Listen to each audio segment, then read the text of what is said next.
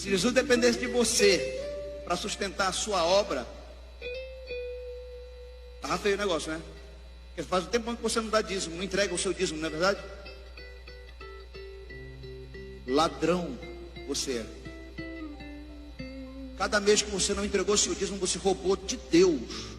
Você é mais ladrão do que aqueles que estão lá na penitenciária. Você é um ladrão. Engula essa seca.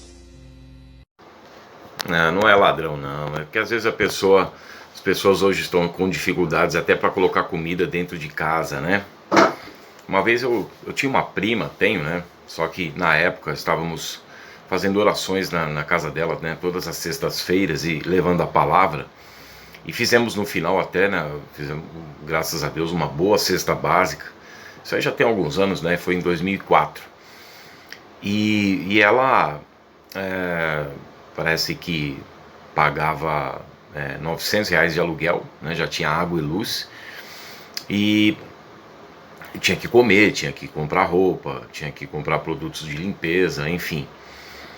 E parece que era R$ 1.000, né, tudo isso, e ela ganhava 900. E um obreiro de uma igreja disse: não, ela tem que dar o dízimo. Eu falei: mas como? Né? Olha o que Jesus diz em Mateus 9: misericórdia quero e não sacrifício, e o conhecimento de Deus mais do que o holocausto. Eu estou sem a Bíblia aqui, quero lembrar alguns textos de cabeça. Primeiro que nenhum teólogo do mundo vai me provar que o dízimo está em vigência no Novo Testamento. Ele não vai me provar os apóstolos recolhendo os dízimos no Novo Testamento, nem na história da igreja. Não vai poder me provar isso. Apenas 4 passagens na Bíblia falam acerca do dízimo. O termo dízimo: Mateus 23, que Jesus, que é depois o capítulo 24, é motivado, né, o Sermão do Monte, por causa do capítulo 23, em que Cristo é rejeitado pela cúpula política e religiosa de Israel, em que ele desfere 8 ais contra fariseus e escribas, uma seita judaica. Tanto que no versículo 23 de Mateus 23 ele diz: ai de vós, né, um dos ais, que representa juízo, e que viria o juízo calamitoso em 70 depois de Cristo, o templo destruído, que o dízimo era para o templo e anteriormente para o tabernáculo, um local fixo para o sustento dos sacerdotes, e depois foi a igreja eleita como uma nação sacerdotal, então teria que levar o dízimo para todos os cristãos. Isso está em 1 Pedro capítulo 2, versos 5 e 9. A própria reforma protestante concorda com o sacerdócio universal dos santos. E aí Mateus 23, que vai reverberar, né, Lucas, lá no capítulo 11 de Lucas, ele diz assim: ai de vós, escribas e fariseus hipócritas, porque vocês dão o dízimo doendo, cominho e hortelã. A gente vai encontrar lá em Neemias capítulo 13, a casa do tesouro, que era uma repartição somente para os dízimos, que era do gado, do azeite, do vinho, né? O maaser, né? A 10ª parte do que os filhos de Israel recolhiam para levar o tabernáculo como o sustento, né? Essa era a casa do tesouro e não as igrejas de hoje. Então vocês dão dízimo doendo, cominho e hortelã, que é alimento em todas as passagens bíblicas, principalmente Números 18. Você vai encontrar ali como sustento do sacerdote, levita. Depois houve uma mudança de sacerdócio em Hebreus capítulo 7, e você levava ali os dízimos para o sustento. Então todas as passagens falam de sustento. Deuteronômio 14, a única passagem que fala que você iria reverter esse alimento em dinheiro, porque o local onde você iria entregar o alimento era longe, mas você vendia, e quando chegasse no destino você iria reverter novamente em alimento, porque Deus iria abençoar a obra das mãos dos sacerdotes levitas se eles empregassem o dízimo de forma correta para o órfão, a viúva, necessitados, o jornaleiro. E quando nós vamos lá para Malaquias capítulo 3, no verso 5, nós vemos que eles estavam defraudando, né? E por isso então Deus estava punindo os sacerdotes. Malaquias capítulo 1, versos 6 Malaquias capítulo 2, versos 1 e 2, os sacerdotes não estavam cumprindo a lei, né, a prescrição do dízimo na lei, Malaquias 4:4, porque se o dízimo é anterior à lei, o levirato, o sábado e a circuncisão também são. E ali eles estavam então defraudando as pessoas. Tanto que o Senhor disse em Malaquias 3:8: roubará o homem a Deus? Todavia vós me roubais nos dízimos e nas ofertas para oficiar o sacerdócio no tabernáculo. Deus pega órfãos, viúvas, necessitados e entrega para os sacerdotes cuidarem. Nós vemos que Deus é o pai dos órfãos e o juiz das viúvas. Então, quando eles estavam roubando essas pessoas, defraudando essas pessoas, estavam fazendo isso a Deus. É a mesma coisa que Jesus disse para Saulo na estrada de Damasco: Saulo, Saulo, por que me persegues? Saulo estava perseguindo a igreja e não Cristo, mas a igreja é responsabilidade de Cristo. Os órfãos, as viúvas, os necessitados eram responsabilidades do Senhor, que entregou aos sacerdotes, porque ali eram recolhidos as ofertas e os dízimos e levados para o sacerdócio, para os sacerdotes, e eles estavam defraudando, eles eram os ladrões. Com maldição sois amaldiçoados, porque o sacerdote era o cabeça espiritual da nação. Então, quando o sacerdote ia mal, todo o povo ia mal. Hoje nós temos o nosso sumo sacerdote, o Senhor Jesus. Então, ele não vai mal, então nós estamos bem. Mas os sacerdotes da época estavam mal, então toda a nação era afetada. Por quê?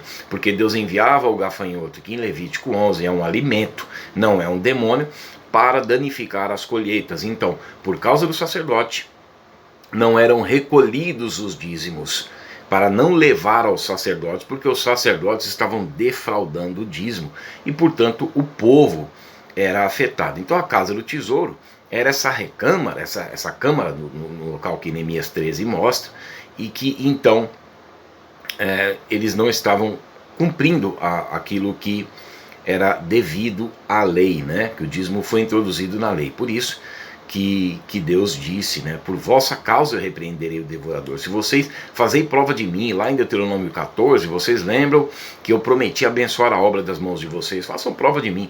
Voltem à lei de Moisés. Voltem a não defraudar, a trazer o justo para todos, né? A igreja, ela é uma nação sacerdotal. Os dízimos eram para o tabernáculo e posteriormente para o templo. O templo está destruído em 70 depois de Cristo, né, desde 70, e a igreja passou a andar pela terra. Não existe um local fixo para a igreja. Não existe, dentro dessa visão do dízimo, porque Jesus é segundo a ordem de Melquisedeque no tocante a não necessitar do sacerdócio levítico para exercer a função de sumo sacerdote. Melquisedeque era antes das tribos, portanto possivelmente poderia ser Sem, filho de Noé, porque o tempo, a cronologia permite isso, e Cristo é da tribo de Judá. Então, havendo-se mudança do sacerdócio, necessariamente se faz mudança de lei, Hebreus 7:12, porque ele já não se alimenta mais, porque não necessita de alimento, né? Cristo, Hebreus 7:8, dos dízimos que eram recolhidos de acordo com a lei, Hebreus 7:5. Então, mudando o seu sacerdócio, Hebreus 7:12, necessariamente se faz mudança de lei. Gálatas 6, versos 2 a 10, mostra que devemos levar as cargas uns dos outros e assim cumpriremos a lei de Cristo. Por quê? Porque a igreja não está condicionada a um local, então pode ser em qualquer lugar. Colossenses 4:15, 1 Coríntios 15, 16, 19, casa de Ninfa, casa de Priscila e Áquila, casa de Filemon. Então, eles se ajudavam. Geralmente as ofertas, nós vemos ali em 2 Coríntios capítulo 8, verso 1 a 15, 1 Coríntios capítulo 16, versos 1 e 2, as ofertas geralmente eram levadas para os irmãos mais necessitados da Judéia. Geralmente os da Macedônia, que até não tinham condições, estavam ajudando, se davam a si mesmo. Atos capítulo 2, versos 42 e 47, Atos capítulo 4, versos 32 a 37, 1 João 3, 17, Efésios 4, 28. Então nós temos que nos unir, um irmão ajudando o outro. A pregação do dízimo hoje é totalmente fora do seu contexto, porque as pessoas são chamadas para dar dízimo para enriquecerem, né, para Deus, para cobrarem a Deus algum tipo de questão financeira. A Bíblia diz para não juntarmos tesouro sobre a terra, Mateus 6,19, a vida de uma pessoa não consiste na abundância dos bens que ela possui, Lucas 12,15. Então, a pregação do dízimo, não estou falando que você não tenha que ajudar o local onde a sua congregação está alugada.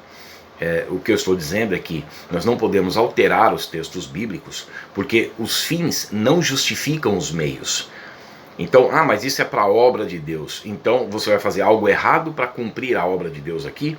Hudson Taylor disse: a obra de Deus, sendo feita do modo de Deus, terá o suprimento de Deus. Então, as igrejas não necessitam de templos, mas se tem um templo, faça mediante ao que está escrito, e não altere os textos bíblicos, e não impute às pessoas aquilo, porque se o pastor chama um membro de ladrão, e esse membro, em submissão ao evangelho, em obedecer ao chamado de Cristo, ele foi purificado pela lavagem da água, da palavra, então esse pastor está tornando comum ao que Deus purificou. Efésios 5, 25, Atos 10, e 15, quando o próprio Deus repreende Pedro, tornando que Pedro queria tornar comum o que Deus purificou. Toma cuidado, pastores. Vamos pregar a palavra de Deus. Deus abençoe.